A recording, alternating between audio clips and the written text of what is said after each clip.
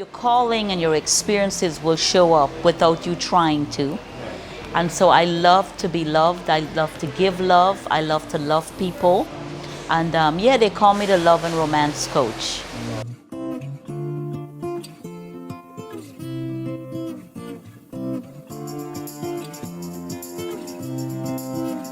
But this is what I wake up for, to see people live a transformed life, help them to get unstuck. And so I have a wonderful organization, a nonprofit.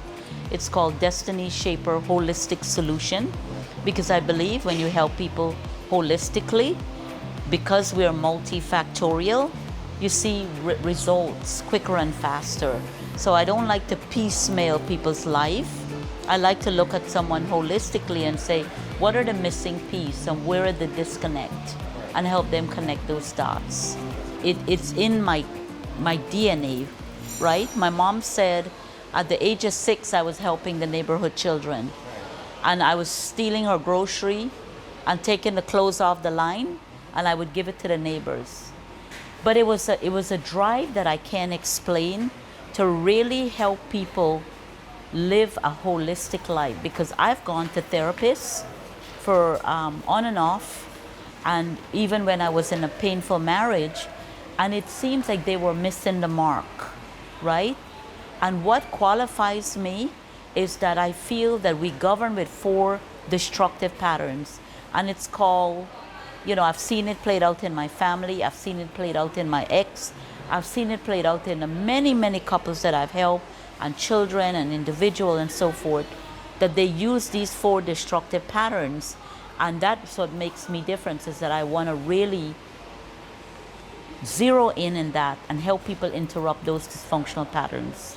I see the gross injustice in terms of domestic violence and suicide prevention. I've also witnessed the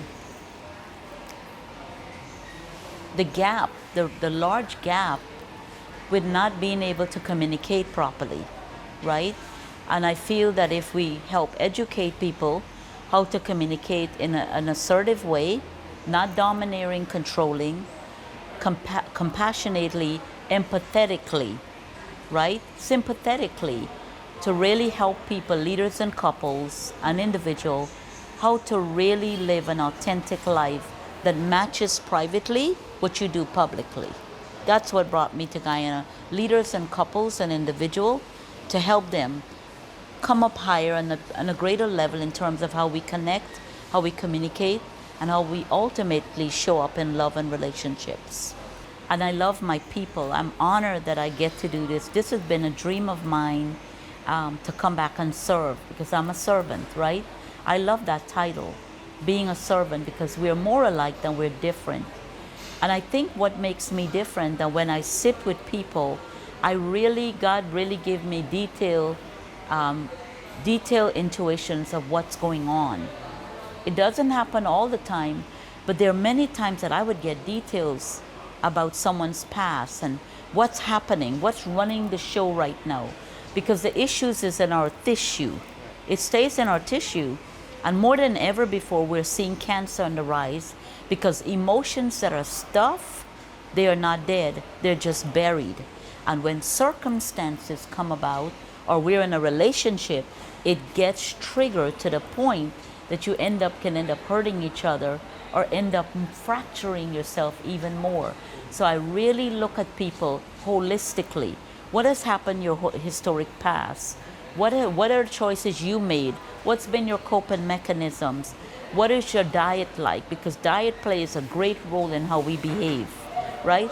So what makes me different? I think this, because I wake up, eat, sleep this, and I help people. I mean, many of the people, precious people here, breakthrough, massive breakthrough. It's just something that I would do for free. And I've done it for free for years. It's only, I received an honorary doctorate as well. And so I'm like, okay, God, I hear you. And I love all people. And one of the things that I've seen is that religion really hurt people, because what it implies, I'm better than you, And I think being a Christian, it's about relationship. And no matter where you're at, Hindu, Muslim, homosexual, bisexual, whatever you are, my job is to love you, let you make your decision. Because I believe people are super intelligent, and when you let them have a safe space to be who they are, I believe they will rise to the occasion. And a lot of families here, if you were to sit with their children, you will hear it's familiar. It's a familiar pattern that I can feed you and clothe you, but then I can abuse you, denigrate you, demonize you, and call you all kinds of names. And then we want our children to be educated and live a balanced life. No, beloved, those things are engraved in you and it's in your tissue. So I had that background where my brother was abusive, my mom was abusive. I was the second to last. My little sister ran and left and went to live with my dad in Eccles. So I was left with my mom. So I became the brunt of her anger and rage. And she drank on the weekend, right? Because I can't imagine if I had to live her life, I probably would have committed suicide. So I honor my mom. We had a great relationship 10 years before she passed. But the pain of being a wrong where you were not wanted, you were not celebrated, accepted, you were a gross inconvenience. I think that gave me the passion to do what I do. And then I attracted someone like my mom. He was not exactly that way, but I met him at 16 years old. He was 22, I was 16. And his coping mechanism was drinking and sexing. And so I had the privilege of inheriting that because familiarity. When you're familiar, you attract that same pattern to yourself. And so I stayed in that relationship 4 years before marriage where he cheated and was unfaithful the whole time. And somehow God had a special call on my life because he knew then that I would serve people globally. And that's what I'm doing right now. I'm here to serve people globally, leaders and couples and individuals, because I believe that I understand, because of my experience, to really create a safe space for people, no matter where they're at, and help guide them to a place that they might feel safe and that they might be all that they were created to be. So it comes from that passion of not celebrated, not accepted. Where do you start healing? So that's a wonderful question. I love that question. I think it's $1 million question. In terms of, if we don't heal our past, we will bleed on our future, right? Because the mystery is in the history. And so when I got pregnant with my first son, I look at this little baby and I said, I don't want to ruin your life.